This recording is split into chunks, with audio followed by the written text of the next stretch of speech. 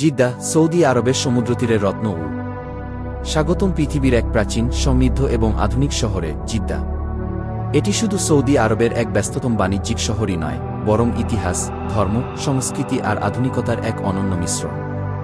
জিদ্দা অবস্থিত লাল সাগরের উপকূলে, যা সৌদি আরবের পশ্চিম অংশে।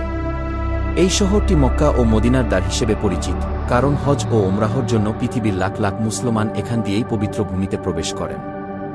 জিদ্দার বন্দর সৌদি আরবের প্রধান বাণিজ্য কেন্দ্র, এখান থেকেই দেশের আমদানি রপ্তানির বড় অংশ সম্পন্ন হয়। জিদ্দার ইতিহাস হাজার বছরের পুরনো।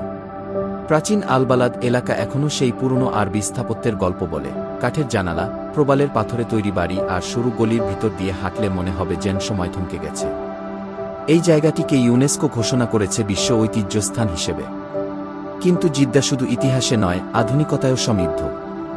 জিদ্দা কর্নিশ, লাল সাগরের তীরে তৈরি এক মনোরম স্থান, যেখানে মানুষ আসে হাঁটতে, বিশ্রাম নিতে আর সূর্যাস্ত উপভোগ করতে। এখানেই আছে বিশ্বের অন্যতম উচ্চতম ফোয়ারা, কিং ফাহাদ ফোয়ারা, যার পানি প্রায় 312। রাতের জিদ্দা যেন এক জীবন্ত নগরী। বাজারগুলো, যেমন সুক আলালাওই, এখনও ঐতিহ্যবাহী সৌদি পণ্যে ভরপুর, মসলা, সোনার গহনা, কাপড় আর আরবীয় আতর।